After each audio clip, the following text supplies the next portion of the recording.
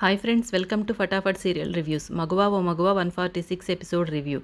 ఈరోజు ఏం జరిగిందో తెలుసుకుందాం. సింధూరని కిడ్నాప్ చేశాడా, లేకపోతే ఎవరైనా కాపాడారా అన్నీ తెలుసుకోవాలంటే తప్పకుండా ఫుల్ వీడియో చూడండి. సింధూరను లాక్కెళ్తున్న కళింగ గురించి భయపడుతూ ఉంటారు ఇంట్లో వాళ్ళంతా. అప్పుడు చంటి ఇచ్చిన ఇన్స్పిరేషన్తో భవతి రేణుక బాగా ఇన్స్పైర్ అయిపోతారనమాట.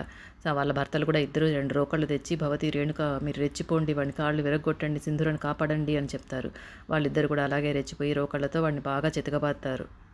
అలా రేణుక, భవతి ఇద్దరు వాళ్ళ అనుచరులను కూడా బాగా చితకబాదుతారు. తర్వాత కళింగాన్ని కూడా బాగా కొడతారనమాట. అప్పుడు కళింగ కోపం వచ్చి సింధూర చెయ్యి వదిలి వాళ్ళిద్దరు రోకల బండలు 2 చేతులతో పట్టుకుంటాడు. అప్పుడు సింధూర పరిగెత్తుకుంటూ వెళ్ళి చంటి దగ్గరికి వెళ్ళి, చంటి ఏంటి చంటి ఇదంతా ఎందుకు, ఇంత దెబ్బలు తిన్నావు నా కోసం అని అడుగుతుంది. భవతి రేణుక వాళ్ళ భర్తలు కూడా మిరపకాయల్ని బాగా రోట్లో దంచుకొని వచ్చి ఆ కారం తీసుకొచ్చి వాడి కంట్లో కొడతారనమాట. అప్పుడు అందరూ తిరగబడతారు కళింగ మీద. దాంతో చేసేదేమీ లేక కళింగ అతని అర్జునులు ప్రాణాలు గుప్పిట్లో పెట్టుకొని పారిపోతారు అక్కడి నుండి. తర్వాత వాళ్ళందరూ చంటి దగ్గరికి వచ్చి చంటి నీకేం కాలేదు కదా అని పరామర్శిస్తారు చంటిని. భవతి రేణుక కూడా చంటి దగ్గరికి వచ్చి చంటి ఎలా ఉంది అని అడుగుతారు. వాళ్ళిద్దరిని చూసి చంటి చాలా సంతోషపడతాడనమాట. వాళ్ళ కాళ్ళ మీద పడి మీరిద్దరూ ఈరోజు చాలా బాగా మంచి పని చేశారు, మీ ఇద్దరిలో నాకు ఝాన్సీ లక్ష్మీబాయి, ఒక రుద్రమదేవి కనిపించారు అని చెప్తాడు. వాళ్ళు కూడా ఇన్నాళ్ళకు ఒక మంచి పని చేసినందుకు వాళ్ళ మీద వాళ్ళకు కూడా గర్వంగా అనిపిస్తుంది. ఇంతలో చెంచలమ్మ, చెన్నకేశవులు గారు తిరిగి ఇంటికి వచ్చేస్తారనమాట. ఇంటికి వస్తూనే అందరూ బయటే ఉంటారు కదా గడప ముందర. అందరూ ఒక చోట చెంచలమ్మ దగ్గరికి వస్తారు. అందరూ భయంగా ఉంటారనమాట. అలసిపోయినట్లుగా, దెబ్బలు తగిలినట్లుగా ఉంటారు. చంటిని చూస్తే బాగా రక్తం కూడా కారుతూ ఉంటుంది కదా. సింధూరం చూస్తే భయంగా ఉంటుంది. ఏమైంది, ఏం జరిగింది అని చెంచలమ్మ అందరిని అడుగుతుంది. ఎవ్వరూ పలకరు. నా కోడల్ని ఏమన్నారు, తననేమన్నా అన్నారేమో అనుకుని నా కోడల్ని ఏమన్నారు, చంటికి ఎందుకు ఆ దెబ్బలు తగిలినాయి చెప్పండి అని అడుగుతుంది. అప్పుడు భవతి వచ్చేసి చెప్తుందనమాట. మీరు బయటికి వెళ్ళిన తర్వాత వెంటనే కళింగ వచ్చాడు, సింధూరని చేయి పట్టుకుని లాక్కెళ్ళబోయాడు వదినా అని చెప్తుంది. చంటి వాడిని అడ్డుకోవడానికి చాలా ప్రయత్నించాడు. వాడు చంటిని కొట్టి చెట్టుకు కట్టేసి సింధూరని తీసుకెళ్లాలని చాలా ప్రయత్నించాడు కళింగ. సింధూరని కాపాడుతామని మేము మీకు మాట ఇచ్చాం కాబట్టి రోకళ్ళతో వాడిని బాగా కుల్లబొడి చేసాం వదినా అని చెప్తుంది. అదంతా విన్న చెంచలమ్మకు కళింగ మీద చాలా కోపం వస్తుంది. బసవా గన్ను తీసుకురా, వాడి అంతా చూస్తాను ఈరోజు అని చెప్పి గన్ను తెప్పించుకుంటుంది. పదండి వెళ్దామని చెన్నకేశవులు గారిని పిలుస్తుంది. చెంచలమ్మ నువ్వు ఆవేశపడదు, నేను చెప్పేది ఒక్కసారి విను, నువ్వు మర్చిపోతున్నది ఏంటో నేను గుర్తు చేస్తున్నాను నీకు అంటారు.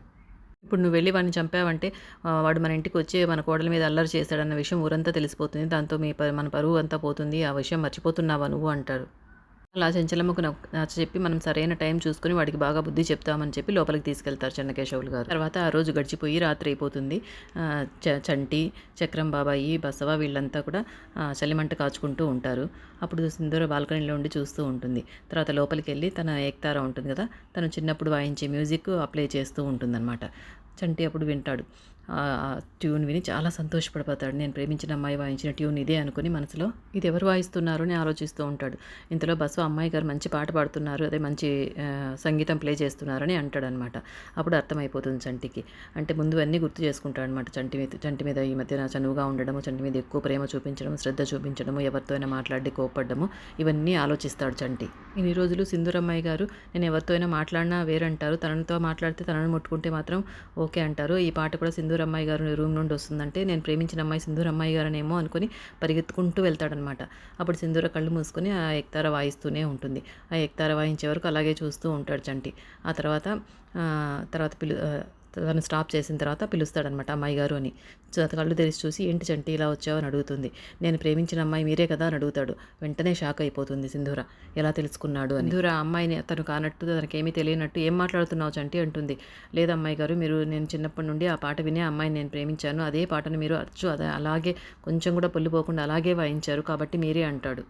నాకు తెలియకుండానే మీ మెడలో తాళి కట్టినందుకు నేను ఎంతో చాలా బాధపడ్డానండి. నేను ప్రేమించిన అమ్మాయి మెడలో కట్టాల్సిన తాళి మీకు కట్టినందుకు నాకు తెలియకుండానే ఆ దేవుడు నాతోనే నేను ప్రేమించిన అమ్మాయికే కట్టించేలాగా చేశాడు. మీరే చెప్తూ ఉంటారు కదా, చిన్నప్పటి నుండి ప్రేమించిన ప్రేమ ఎంతో స్వచ్ఛమైనదని, అందుకే ఇలా జరిగింది, దేవుడు కూడా అలా చేశాడు నాకు అని చాలా సంతోషపడతాడు చంటి.